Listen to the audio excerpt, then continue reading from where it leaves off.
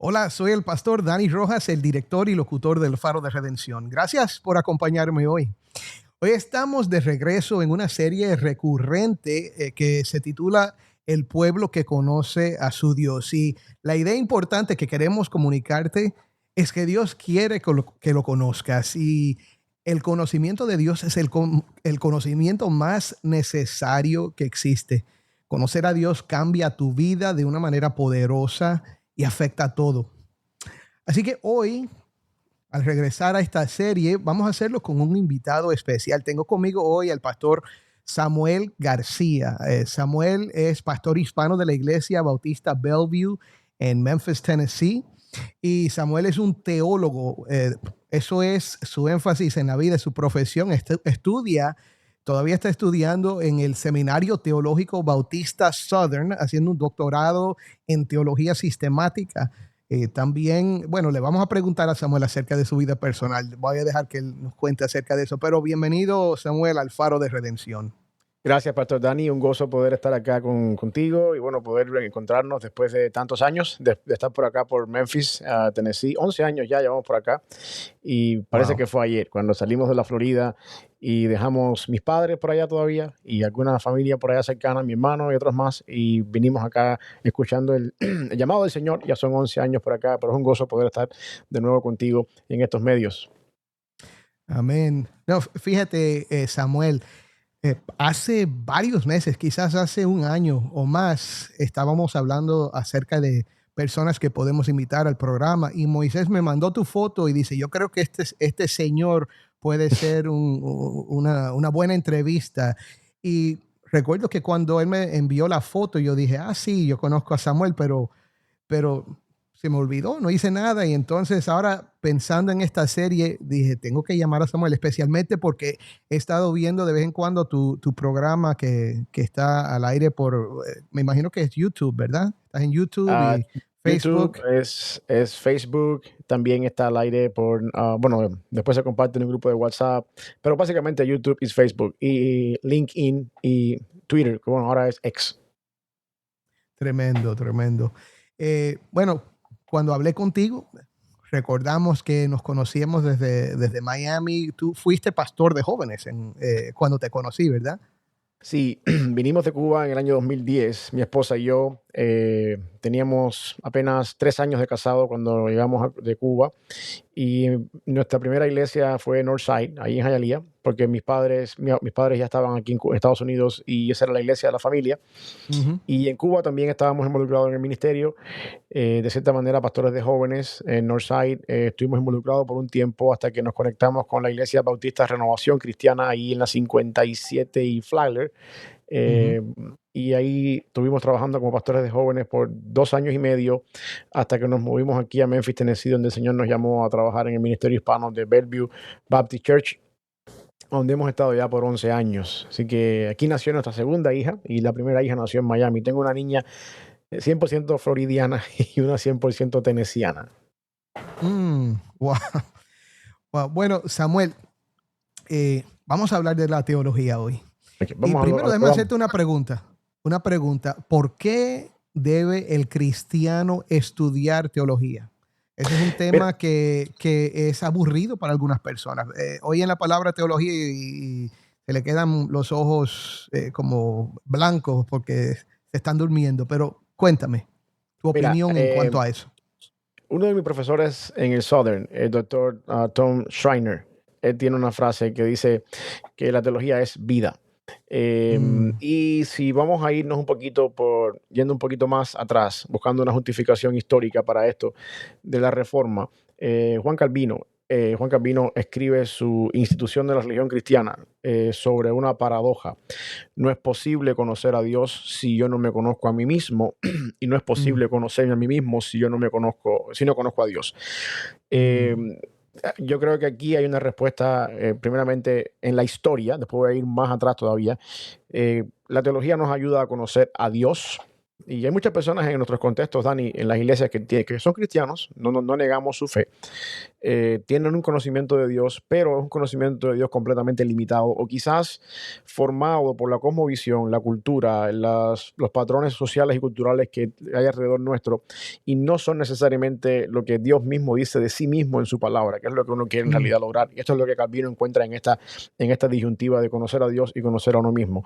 Pero para ser más autoritario todavía, cuando uno va a Juan capítulo 17, Jesucristo está orando en su oración sacerdotal y él dice, esta es la vida eterna, que te conozcan a ti, el único Dios verdadero y a quien tú has enviado. Teología, por definición, es la ciencia de Dios, teos y logos. Y bueno, se trata de conocer a Dios. En otras palabras, yo creo que aquí es donde está enraizada la frase del doctor Schreiner. La teología es vida, porque teología significa conocer a Dios y al mismo tiempo esa es la esencia de la vida eterna dada por Cristo. Y uno puede ver la realidad en muchos contextos nuestros hoy en día, eclesiásticos, donde la falta de conocimiento de Dios mueven la iglesia en direcciones que no son bíblicas, que no son sanamente doctrinalmente hablando, donde parece más una institución, donde parece más una corporación, diríamos, en dependencia del tamaño de la iglesia, yo diría más bien una agencia, como funciona una agencia secular, a diferencia de cómo sí. debería una iglesia funcionar. Y yo creo que el elemento fundamental aquí es la falta de conocimiento bíblico o de teología en el pastorado, en el staff, en las predicaciones y en todo lo que la iglesia tiene que llevar a cabo en la vida personal de los miembros. Claro, tremendo, me gusta esa respuesta. Sobre todo esa idea de que la teología es vida. Ujú. Eh, también a mí me gusta decir que la teología afecta nuestra adoración. La frase es que la buena teología nos lleva a la doxología, ¿verdad? Ujú. Y, Claro. y es algo que me apasiona. Yo creo que la gente tiene que estudiar esto no para llenarse el cerebro de información, sino para conocer mejor a Dios, para participar en la vida de Dios y para adorarlo mejor. Y yo Es creo que esencial. siguiendo ese mismo patrón que tú decías de la teología lleva a la doxología, el apóstol Pablo cuando escribe Romanos empieza a desempaquetar el tema de la justificación en Cristo a partir del capítulo 1 de Romanos y llega al capítulo 11, final del capítulo 11, 9, 10, 11 con la elección y toda esta serie de cosas y termina, la transición de Romanos 11 a la parte práctica de Romanos 12 es una doxología. Mm, Todo lo que Pablo ha escrito en Romanos desde el capítulo 1 hasta el capítulo 11 es teología pura. Y Pablo dice, cuán mm, inmensurables son la grandeza del Señor, quién entendió la mente del Señor. Y después dice, por lo tanto, entreguemos nuestro mm, cuerpo en sacrificio vivo. O sea, la verdadera teología nos lleva a la doxología y también nos lleva a diríamos, a la práctica de una vida cristiana ujú. que es un sacrificio vivo, santo, agradable a Dios. R.C. Sproul lo dice a la inversa, cuando dice, si tú quieres saber lo que una iglesia cree, escucha lo que canta. Mm. Y eso, por supuesto, es una mala teología, es obviamente se desencadena en una mala adoración, es la implicación Mm, de la frase de Sproul. tremendo, tremendo. Bueno, creo que es una buena introducción para nuestra conversación, pero hoy vamos a hablar acerca de un atributo específico de Dios. Y te pregunté antes de comenzar a grabar, hace unas semanas cuando hablamos, que cuál es uno de los temas favoritos tuyos y me dijiste la inmutabilidad. Y Ujú, vamos a comenzar hablando de eso. Y la inmutabilidad significa que Dios no cambia ujú. de ninguna manera. Así que vamos a hablar de este tema. Samuel, por qué te interesa, por qué te fascina esta idea de la inmutabilidad de Dios primero? Bueno, es interesante lo que tú dices, Dani. Cuando tú miras Dios como tal, la idea de conocer a Dios, una de las formas en la que nosotros conocemos a Dios en su palabra es por mediación de los atributos de Dios o también eso se le llama propiedades de Dios Ujú, en fin, hay diferentes términos según la teología que se usa para referirse a las características de Dios como tal. ujú, Y atributos es uno de los más que se usan. Entre los atributos de Dios están catalogados en dos partes, atributos comunicables que Dios comunica con la creación, en el caso del amor, por ejemplo, yo puedo amar a mi prójimo, mis hijos, mi esposa, porque Dios ha comunicado su amor. Él es amor sobre la base de 1 de Juan 4:8. Y como Él es amor, Él comunica su amor a su creación y la creación de Dios también puede amar. Pero hay algunos que son incomunicables, que solamente Dios los tiene y nadie más en la creación comparte estos atributos con Dios o estas propiedades de parte de Dios. Y la inmutabilidad es uno de ellos. Dios no cambia. Dios es el mismo ayer, hoy y por los siglos. Hay muchos versículos bíblicos que tenemos para eso en toda la Escritura. Más adelante, después te puedo dar algunos cuantos. Pero, ¿por qué me fascina en lo personal? Porque cuando uno mira el ser humano y uno mira el estado de ánimo nuestro, por ejemplo, uno no todos los días se levanta igual. Si uno se siente mal, está enfermo, tiene hambre, o no sé, hay ciertas emociones que hacen que uno cambie y yo no Mm, reacciono igual todos los días sobre la base de mis emociones. Y cuando uno ve esto de parte de Dios, uno puede decir, es un gozo, es una satisfacción saber en la vida cristiana que Dios es el mismo ayer, hoy, por los siglos. Y eso de ser el mismo implica que me ama, que me salva, que mi salvación está garantizada, que me perdona, que es misericordioso, que es santo. Y eso no cambia por la eternidad. Quiere decir que Dios no se va a levantar mañana enojado conmigo y va a decir, bueno, ayer era salvo, hoy no eres salvo. Y cambia su punto de vista en cuanto a mi persona. Yo creo que eso es una de las razones, uno de los motivos más hermosos para descansar en el Señor, en ese sentido. amén. Muy de acuerdo, muy de acuerdo. Para mí es lo mismo que me impacta de esta característica o este atributo de Dios. Es que me da Ujú. paz y sé con quién estoy lidiando. Sí, Él no cambia, ¿verdad? Ya cuando uno conoce a Dios, tú sabes cómo Él responde a ciertas cosas, sabes lo que es cierto y siempre va a ser cierto y esa es la base de nuestra seguridad y de nuestra confianza. Bueno, hablemos un poco acerca de esta doctrina. Otra vez, la inmutabilidad significa que Dios no cambia de ninguna manera. ¿Dónde encontramos esto en la Biblia? Ya citaste que Jesucristo es el mismo hoy, ayer y para siempre, pero ¿dónde encontramos esta doctrina? bueno, ese que cité está en Hebreos 13:8 y Ujú. se le atribuye, por supuesto, a Cristo. Pero, por ejemplo, tienes Malaquías 3:6, dice ahí el profeta Malaquías, yo Jehová no cambio, por esto, hijos de Jacob, no habéis sido consumidos, un pasaje bien famoso. Tienes Santiago 1:17, dice, toda dádiva y todo don perfecto desciende de lo alto, del Padre de las luces, en el cual no hay mudanza ni sombra de variación. Uno de mis favoritos es el pasaje que se encuentra en Primero de Samuel 15:29, Mm, cuando Saúl fue desechado, que Samuel le dice a Saúl, la gloria de Israel no mentirá ni se arrepentirá, porque no es hombre para que se arrepienta. Por mm, supuesto, allí es interesante ese versículo. También está, por ejemplo, Números 23:19. Dios no es hombre para que mienta, ni hijo de hombre para que se arrepienta, que es el pasaje que Samuel está citando cuando está reprendiendo a Saúl por la infidelidad. De ahí es donde toma Samuel esta palabra. Y otros más, Hebreos 6:17 al 20, un poquito más largo.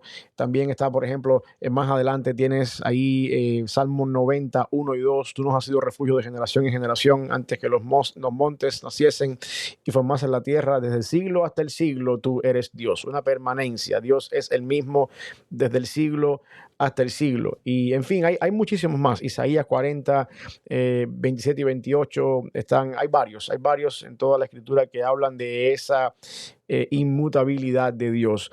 Y no sé si tenemos tiempo para hacer una contrapregunta con respecto a esto, porque muchas personas a veces sacan a la luz el pasaje quizás del diluvio, cuando dice que sí, Dios se arrepintió de haber creado la raza humana y hablemos de entonces eso.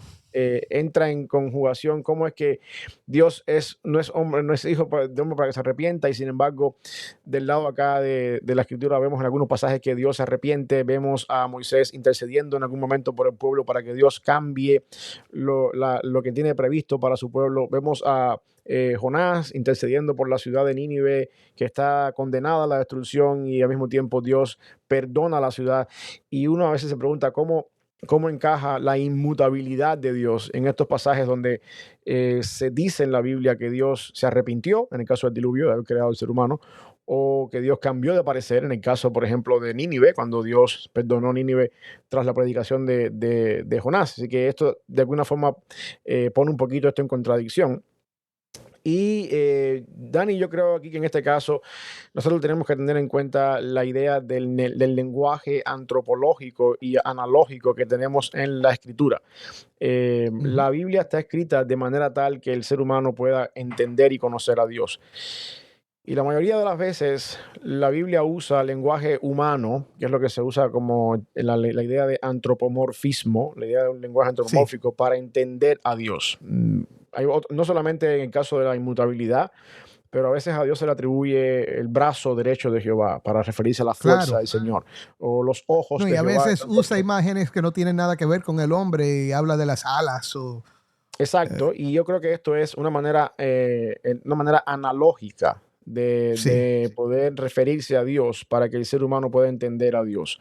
Cuando dice la Biblia, por ejemplo, en el caso, en el caso de primero de Samuel, la gloria de Israel no mentirá ni se arrepentirá porque no es hombre para que se arrepienta, es una forma de Samuel decirle a Saúl: Saúl, lo que pasó con tu vida, lo que va a pasar con tu reinado, es algo que está determinado por Dios desde antes de que tú fueras rey.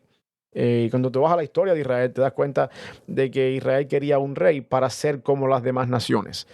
Y entonces Dios le dice a Samuel: dale a Saúl, dale a un rey para que ellos entiendan lo que significa ser como las demás naciones. Por supuesto, este rey no tenía la capacidad, ese rey no tenía el corazón conforme al corazón de Dios, no tenía lo que se esperaba de un rey. Ellos sencillamente querían ser como los demás y Dios les dijo: pues ahí tienes a uno como los demás, en el cual, por supuesto, yo voy a hacer una obra después. Y sí que en este sentido, si Dios, si tomamos el pasaje este de Dios no es hombre para que se arrepienta con respecto a Saúl, la idea no es arrepentirse en devolverle el trono a Saúl, sino más bien, si pudiéramos tomarlo en realidad, es como Samuel diciéndole a Saúl: Saúl, tu destino está fijado desde la eternidad y Dios no lo va a cambiar en darte de nuevo el reinado otra vez, Mm. porque en realidad nunca lo fuiste, fuiste un paréntesis en la historia para que el pueblo entendiera cómo no debe ser un rey. Así que igual con el diluvio, cuando uno va al diluvio que dice que se arrepintió Jehová de haber creado el ser humano, la idea acá no es tanto como que Dios cambió de parecer, como que se equivocó Dios cuando hizo algo que en su origen era totalmente bueno, sino estos son formas de usar un lenguaje antropomórfico en la Biblia para que uno entienda, del lado acá del lector, pueda entender un poquito mejor el concepto detrás de lo que está pasando en la historia. Muy interesante. Y yo sé que hay alguien que ya tenía esa pregunta en mente cuando empezamos a hablar de este tema, pero no, Dios no cambia, Dios sigue siendo el mismo, su plan no se altera, Dios no tiene que ajustar nada porque Ujú. Él es soberano y es inmutable. Ahora, nos queda poco tiempo para este tema, pero quería preguntarte, ¿qué relación hay entre la inmutabilidad de Dios y el tema de la salvación en Cristo? ¿Qué relación hay? Bueno, la idea es la siguiente. Apocalipsis 13 dice que el Cordero fue inmolado desde antes de la fundación del mundo. Y aquí estamos viendo, por supuesto, que la inmutabilidad de Dios es lo que hace posible que ese plan de salvación sea el mismo, sin cambios, sin modificaciones, desde antes de la fundación del mundo hasta la etapa final. Es lo que te decía al principio cuando comenzamos, ¿no?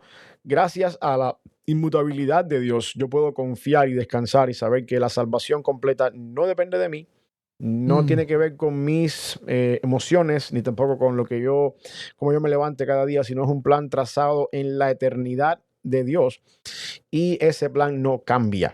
Y implicaciones que tiene es que en cuanto a la parte práctica, si Dios en algún momento de mi vida me aceptó entre su rebaño, me eligió, me escogió, yo tomé una decisión de venir a Cristo como Señor y Salvador, como el Señor y Salvador de mi vida, eso es un sello, según Efesios 1:13, que trasciende hasta la eternidad y no cambia. Y es una forma en la que yo puedo mm. descansar cada mañana y, como dice el Salmo 42, ¿no? Decirle a mi alma: ¿por qué te turbas, alma mía? Si al final del día tenemos todavía esperanzas en el Señor que no cambia y que es el mismo ayer, hoy y por los siglos. Es una forma de poder descansar en un atributo del Señor de esa manera.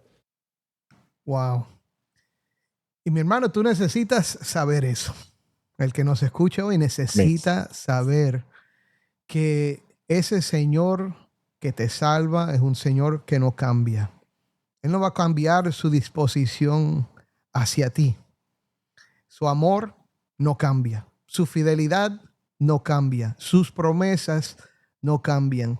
Y esa oferta de salvación en Jesucristo, si hoy tú puedes creer, es una garantía de que Él perdona, de que Él te da un nuevo corazón, de que Él te da vida eterna por medio de Cristo que te amó y se entregó por ti. Si en algo te ayuda esta doctrina de la inmutabilidad de Dios, que te ayude a confiar más aún en la seguridad de esa salvación que Dios te ofrece. Pon tu fe en Jesucristo hoy. Samuel, antes de terminar, ¿por qué no oramos por los que nos escuchan y Amén. hazles una invitación a creer en Cristo hoy? Amén. Padre, te damos gracias por esta oportunidad que tú nos das, por la bendición de poder llegar delante de ti, Señor, a hablar de tu palabra, a hablar de tu esencia, de lo que tú eres como Dios, como creador. Y en este sentido específico, Señor, como un creador que no cambias, que eres el mismo ayer, hoy y por los siglos. Quizás, Señor, hay muchas personas en este momento que están escuchando este programa batallando con su salvación sobre la base de si somos aceptados delante de ti o no, según las cosas que hacemos cada día, los pecados que hacemos cada día. Reconocemos que nuestros pecados nos alejan de ti, sabemos que tú eres un Dios santo, así como tu amor no cambia, también tu santidad y tu justicia no cambian. Y tú demandas la santidad de tus hijos, pero te damos gracias de que independientemente de nuestros fracasos y nuestros tropiezos en la vida cristiana, podemos confiar en un Dios que nos ama por la eternidad, que nos salva por la eternidad y que al mismo tiempo garantiza nuestra salvación por la eternidad sobre la base de la inmutabilidad de Dios, de un Dios que es el mismo ayer, hoy y por los siglos. Que esa sea una razón para confiar en ti, una razón para dejar a un lado todas las dudas y aquellas cosas que nos asedian y podamos correr en confianza siempre delante de ti. En el nombre de Jesús. Amén. Amén. Gracias, Samuel. Mañana seguimos hablando. Gracias, mi hermano. Un placer. Bendiciones para ti.